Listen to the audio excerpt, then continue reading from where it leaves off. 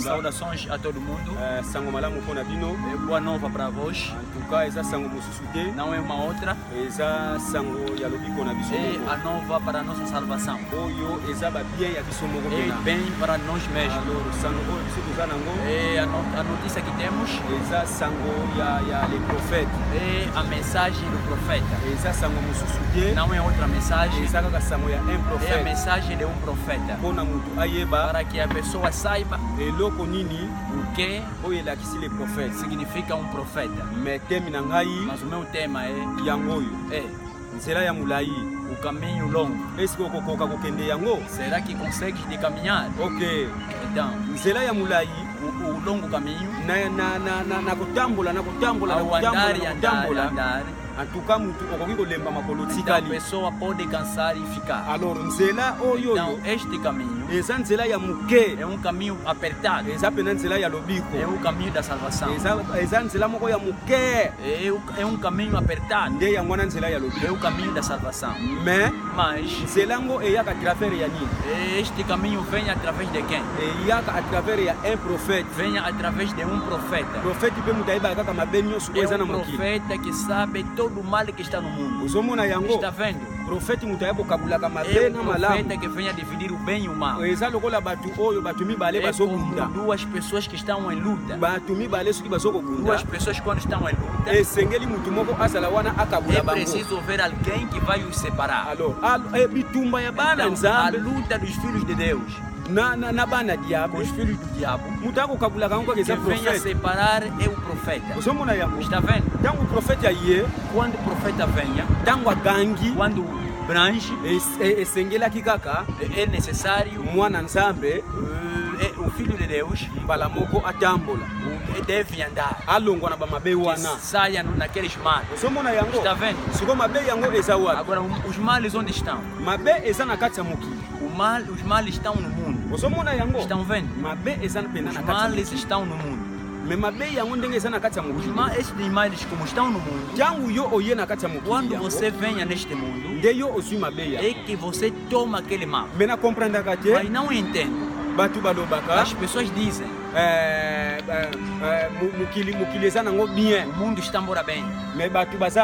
As pessoas é que não prestam. Mas como é que é quando uma criança nasce, vem a tomar maldições? Mas aquelas maldições estão na terra. E quando a criança nasce, uma criança nasceu inocente. Mas quando nasce, vai ver só, torna mal. Outros tornam bandidos, outra é prostituta, outra é gatuno. Cada criança, cada pessoa fica numa outra forma.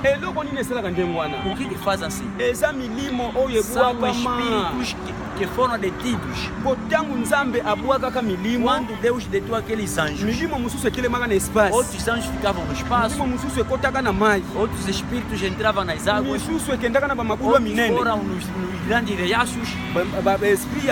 Aqueles espíritos quando vieram, e assim cada espírito entrava na pessoa. Cada espírito entrava na pessoa. Então quando o espírito entra na pessoa, aquela pessoa torna demônio. Aquela pessoa, quando o espírito lhe entra, ele toma um demônio. Estão vendo? Agora quando o profeta venha, o profeta é uma luz. Nós aqui estamos numa luz. Vemos na luz porque é para vermos onde estivemos, não estivemos mais ver. Mas aqui onde nós vimos facilidade de ver. E assim que vemos aqui. O profeta é a luz da terra. Estão vendo? É a luz do mundo. Dizer, nós podemos subir, podemos descer, podemos fazer tudo, mas saibamos que sem um profeta não há salvação. Sem um profeta tira a imaginação dos céus. Estão vendo? Aquele céu que vocês imaginam é outro. Que o profeta traz também é outro. outro. Estão vendo? Então, aquelas ideias todas estão sentadas nas igrejas. As igrejas sentaram naquelas ideias. Estão vendo? Mesmo ele próprio pastor tem um mau espírito. Estão vendo? Está fazendo milagres. Estão fazendo milagres. É muito normal. O demônio pode fazer milagres. O demônio pode fazer milagres. Os milagres é o quê? Milagre é quando a pessoa faz milagres. Quando estás a olhar assim, então você que não sabe nada, vais cair embora. Naquela igreja, se falar em coisas, é mesmo dar sim. Tens que saber que o diabo também tem palavra. Está vendo? O diabo também tem poder. Fala coisa também acontece. Mas o profeta venha com um livro. Aquele que é uma chave. Aquela chave que ele traz da salvação. Está vendo? Agora, se você está a seguir uma igreja através de milagres, estás a esquecer a tua salvação. Você assim que estás, o inferno está te recebendo. É assim que estás a ver outros pastores irão no inferno. Aquele inferno que eles irão, às vezes não estão a saber. Às vezes é só prestígio. Às vezes são prestígios. Então, você faça o seguinte: toma uma boneca, coloca ali, começar a falar para ti. O que ele vai falar? Já não fará nada. É boneca. Já não tem forma que ele pode falar. É conforme as igrejas. As igrejas são bonecas. Não tem palavras que podem falar em alguém. Não tem salvação que pode dar na pessoa.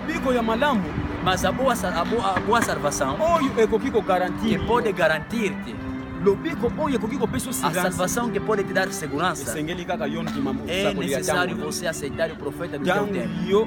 Quando você aceita o profeta do teu tempo, mas verás a ti, você tem a segurança. É como alguém que vai à procura de emprego. Quando vai à procura de emprego, se lhe disserem o dia tal é que você começarás a trabalhar, aquela pessoa terá uma segurança que é um dia tal vou começar a trabalhar na empresa tal. Mas naquela empresa, se ele não lhe falar nada, e assim nós não sabemos o dia que vamos começar, aquela pessoa mesmo que volta em casa não tem mais segurança. É a mesma coisa com o diabo. O diabo está a revelar as igrejas e não lhes deu posição. O diabo está a revelar as igrejas, mas não lhes segurou ao céu. O que ele fez? Ele levou sua estratégia. Ele levou em prestígio. Está vendo? Outros nesse momento estão lá em bares. Não sabem o que está se passando. Estão a ver que aquilo é normal. Outros nesse momento estão em vários lugares. Estão em ambiente. Estão a ver que é normal. Mas neste tempo, quem é que pode lhes colocar naquela distração? É o diabo. O diabo leva primeiramente a pessoa distante. Estão vendo? Quando te leva distante, ele te mostra a imagem. Se você não é filho de Deus, você cai. Mesmo Jesus Cristo, o diabo levou-lhe também distante. Mas enquanto que Jesus era filho de Deus, respondeu-lhe sempre. Terminaram-se em questões. Não fez entrar Jesus Cristo em provas. Mas hoje o diabo os fez entrar em provas. Tomou uma imagem que colocou na mesma imagem que você está a acreditar. Os branamistas ficaram como desenhos. Na coluna de fogo, aquilo que é segurança. Ele disse que aquilo é segurança. Mas a segurança, se vermos bem, é uma coluna de fogo de desenho. Está vendo? likunzi ya moto a coluna de fogo eza dessin é simplesmente um desenho. Mas os branamistas basu yango batiango na mire colocaram na parede. tango batiango na mire Como colocaram na parede, na likolo mutu ya Branham em cima da cabeça de Branham, tango bango baye quando eles venham, moko azotala ke outro está a olhar, oyo pena ndenge eza eza likunzi ya moto é coluna de fogo. likunzi ya moto É coluna de fogo, esta coluna de fogo. É que Branham andou com ele. likunzi ya moto Esta coluna de fogo yango protéger é que protegeu o Branham. oui Oh, bien sim, é tudo bem. likunzi ya moto A ekoki coluna de protéger fogo pode Branham proteger Branham. likunzi ya moto A ekoki coluna de kolobela fogo pode Branham falar com Branham. et ça c'est normal É muito normal. même Paulo Mesmo Paulo bayebi balobelaka ye mpe balobelaki mpe na likunzi ya moto também foi lhe dito na ntango nzambe coluna de fogo. ayebisaki ye Quando Deus lhe falou, alobi Saul disse: Saul, Saul ozoniokola peuple na nga por mpo que na estás a nini perseguir o meu povo? ezalaka likunzi ya moto Era a coluna de fogo. même Moïse Mesmo Moisés balobelaka ye mpe também lhe na falaram nzela kaka ya na likunzi ya moto via da coluna de fogo. me na comprendre yango E eu te não entendi. likunzi ya moto A coluna de fogo, oyo Branham aza nango na Branham tem dessin no desenho, babranamisi ekomi sirance os branamistas tornou aquilo como uma segurança. non Não é isso. nga soki nameki kozwa taxi Se eu apanhar um táxi, nazokende palanka vou no palanca.